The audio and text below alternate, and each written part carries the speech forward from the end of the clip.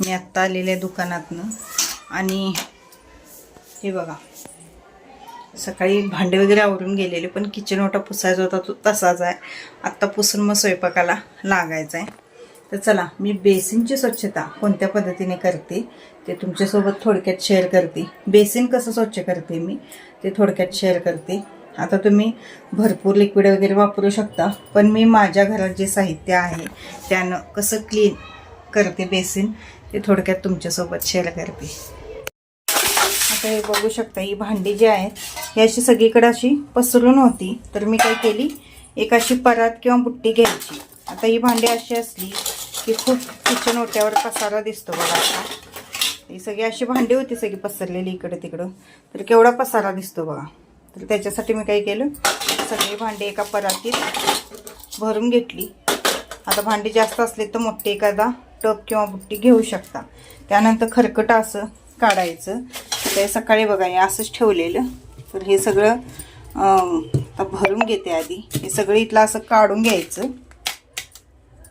एका प्लेटमध्ये काढून मी अशा पिशव्या करते आणि या पिशवीतने हे भरते. हे पहा असं पिशवीतने भरले की कसं आपला जो कचऱ्याचा डबा आहे तो सुद्धा घाण होत नाही. शक्यतो ओला कचरा आणि वाळला कचरा हा वेगळा करायचा.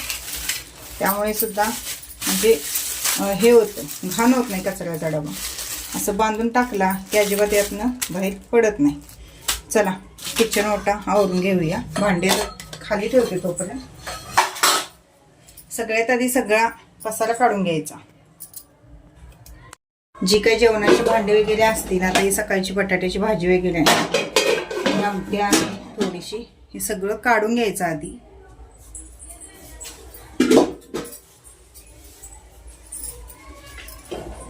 ओटा क्लीन करण्यासाठी आधी सगळा पसारा काढून घ्यायचा. सगळं काढून घ्यायचं. सकाळी एवढा आवरून जाऊन सुद्धा एवढा पसारा आहे बघा. बघू शकता सगळा पसारा मी काढलेला आहे.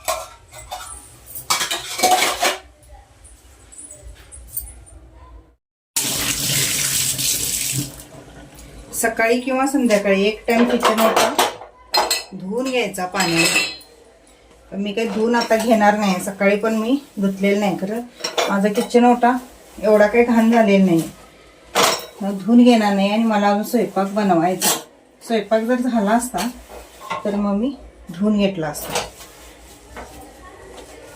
नुसतं आता मी एक कॉटनचं कापड घेतलेलं आहे आणि हे पण यांचं जुनं बनेलं आहे बघा.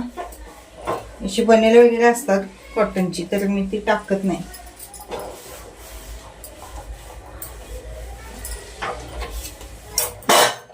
आता सरशी वरच्या ज्या फरशा असतात त्याच्यावर पण असं कापड मारून घ्यायचं.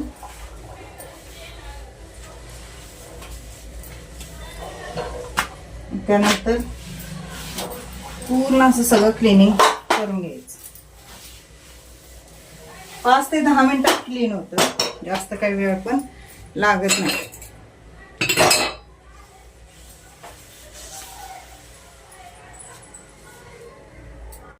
इकडली स्वच्छता मी तुम्हाला दाखवते. तर किचन ओटा तर आपला पुसून झालेला आहे. तुम्ही सकाळी किंवा संध्याकाळी एक टाइम धुवून घ्यायचा.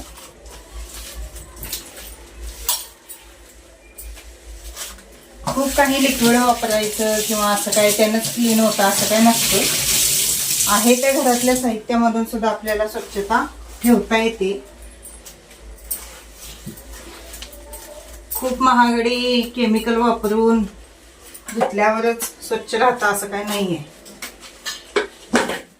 साधा आपला कपड्यांचा जो साबण असतो निरमा असतो त्याने सुद्धा स्वच्छ होतं.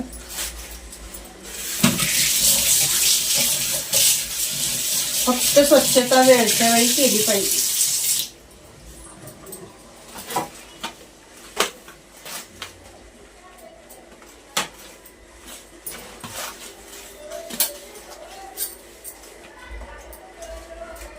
ह्या ज्या फरशा असतात त्यांच्यात पण असं बोट घालून पुसून घ्यायचं. कारण पाण्याने तिथं पण चिकटपणा आलेला असतो.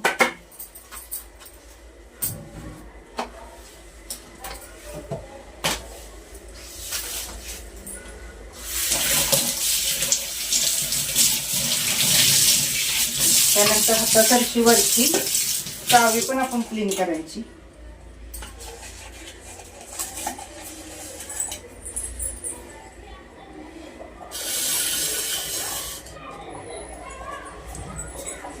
हे पहा, साधा मी हिरवा चोथाच घेतलेला आहे.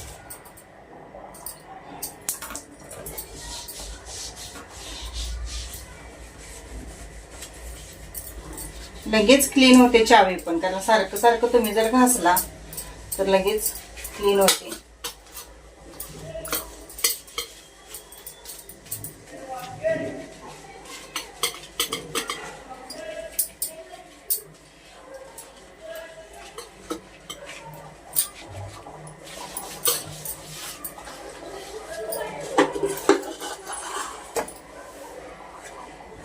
बेसिनचं आतलं पण तसंच क्लीन करायचं.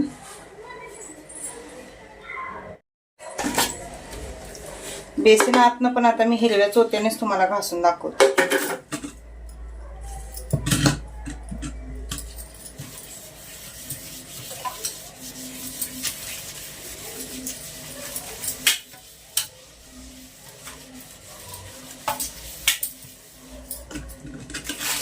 जाळीची घाण आपण काढून घेऊया आधी.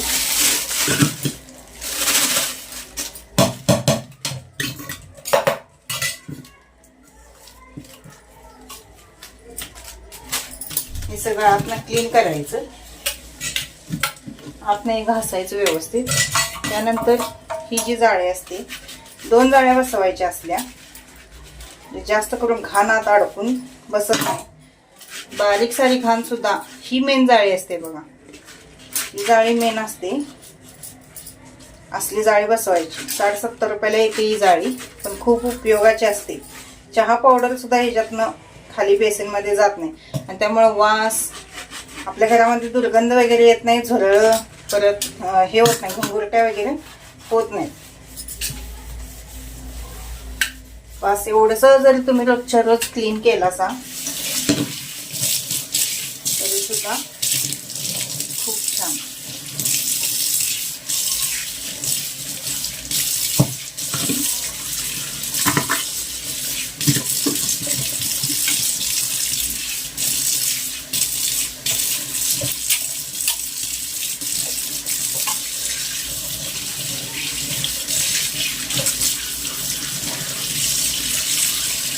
ही जाळी मी आणून 5-6 महिने झालेले आहेत, तरी पण किती व्यवस्थित आहे बघा, कुठं गंजलेली वगैरे नाही. कारण मी ज्या त्यावेळी क्लीन करते. चावी बघा, चावी सुद्धा नुसता आपण हिरव्या चोथ्याने घातलेला आहे, तरी पण किती क्लीन झालेली आहे. बघू शकता तुम्ही केवढी. थोडंसं दाबून घातलं की लगेच क्लीन होते. थोडंसं जोर लावून घासावं लागतं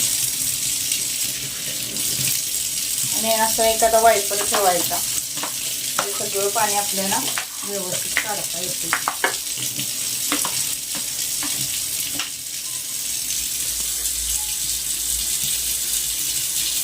बघू शकता तुम्ही आपलं बेसिन किती क्लीन झालेलं आहे.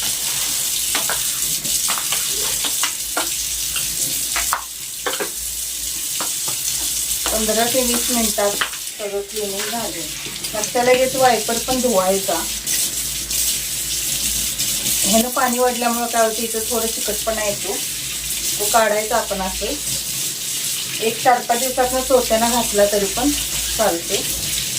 आणि याला पण एक मोळा करायचा अडकवायला, म्हणजे बेसिनवर आपल्या इथं गॅस किचन ओट्यावर अडचण होत नाही. तर मी वरती त्याला अडकून ठेवते. झाला आपला बेसिन क्लीन आणि चावी पण क्लीन झाली. हे पहा कसं क्लीन झालेलं आहे आणि चावी बघू शकता तुम्ही.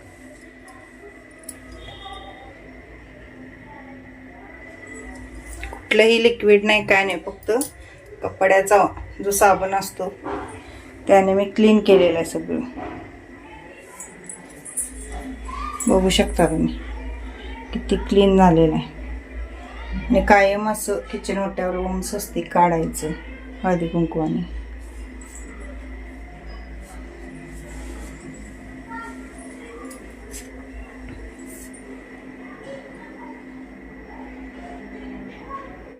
10 मिनिटात क्लिनिंग झाली आपली. अशी क्लिनिंग तुम्ही एक टाइम धुवायचा, सकाळी धुवा संध्याकाळी धुवा, कधी तुम्हाला ज्यावेळी तुम्हाला वेळ असतो, स्वयंपाक कमी असतो त्यावेळी धुत जावं, पण एक टाइम पाणी मारून धुवायचं, जेणेकरून कानाकोपरा सगळा स्वच्छ होतो. आणि याच्यावेळी क्लिनिंग व्यवस्थित केलासा की झुरळ वगैरे होत नाहीत. आता मी सांगते तुम्हाला, इथं आमच्या बेसिनची जी पाईप सोडलेली आहे तो नाळा पूर्ण इकडनं असं बाहेर काढलेला आहे. तर तो थोडा ओपन आहे, इथं नाळा आहे तो, तर त्यात हे जाऊन बसलेलं. एवढी जाळी असून सुद्धा बारीक बारीक जे दुधाची साय असते किंवा आपलं चहा पावडर, थोडे बारीक बारीक कण असतात बघा, ते जाऊन बसून पूर्ण ती नळी अशी म्हणजे वास यायला लागलेला. गटरीचा कसा वास येतो तसं. मी विचार करत होते कसला वास आहे. मी काय करते, एक 3-4 महिन्यात ना ॲसिडचा कॅन आणते. मागच्या एका व्हिडिओमध्ये पण मी दाखवलेलं बघा. ॲसिडचा कॅन आणते आणि मी त्यात ओतून देते रात्री झोपताना. म्हणजे रात्रभर ॲसिडमुळे त्या नळीतलं पूर्ण सगळं ते उकलून निघतं आणि सकाळी उठल्या पूर्ण मग पाणी चावी चालू करते आणि एक 15-20 मिनिटं चावी चालू ठेवते. सगळं मग गटरीला ते निघून जातं, जे काय अन्नाचं कण असतील, चहा पावडरचं, दुधाचं वगैरे सगळं असं करते. आणि मी आता जवळजवळ मला वाटते 7-8 महिने झाले असतील मी ते काहीच करायला नाही, त्यामुळं वास यायला लागलेला. मला लक्षात आलं की आपण ज्या नळ्याची क्लिनिंग होती ती केलेली नाही आहे. म्हणून मग काय केलं, ॲसिडचं कॅन आणलं आणि वतून ठेवलं. ह्यावेळी काही मी रात्री वतलं नाही, दुपारीच वतलं आणि 1-2 तास तसंच ठेवलं. आणि नंतर ना मग चावी चालू केली. श्रीमंत होता खाली जाऊन त्याला मी उभारायला लावलेलं गटरीजवळ. मग मी केवढी घाण पडत होती म्हणलं त्या नळ्यातनं. मग कशानं वास येणार नाही तर का वास येणारच.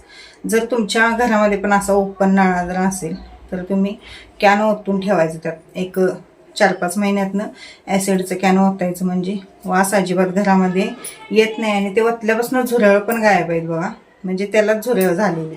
मी म्हणते कशाला झुरळ आलेत, तर त्या नळ्यातनं झुरळ येत होती. तर घरात बारीक सारीक गोष्टीत लक्ष हे द्यावं लागतं. आणि क्लिनिंगसाठी भरपूर असं म्हणजे काय म्हणतात आपण ते ॲसिड आणा, लिक्विड आणा. परत ह्या रोजच्या क्लिनिंगला सुद्धा तुम्हाला सांगतो जास्त काही ॲसिड लिक्विड वापरण्याची काही गरज नाही आहे. एक जण हार्पिक हे ते म्हणजे ह्याचं पण हार्पिक मिळतं ना मी बाथरूमच्या फरशांना सुद्धा निरम्याचं पाणी करते आणि हिरव्या चोत्यानं घासते. पांढऱ्या शुभ्र फरशा त्यासुद्धा निघतात. वेळच्या वेळी एखादा डाग पडला तिथल्या ते लक्ष लगेच तुम्ही जर क्लीन केला तर स्वच्छ होतं. पण वेळच्या वेळी स्वच्छता करणे हे खूप महत्त्वाचं आहे. चला तर आजचा असा व्हिडिओ होता. कसा वाटला काय वाटला ते कमेंटद्वारे नक्की कळवा. व्हिडिओ आवडत असतील तर प्लीज चॅनलला सबस्क्राईब करा. व्हिडिओला लाईक शेअर आणि कमेंट करा विसरू नका. भेटूया उद्याच्या व्हिडिओमध्ये. तोपर्यंत श्री स्वामी समर्थ.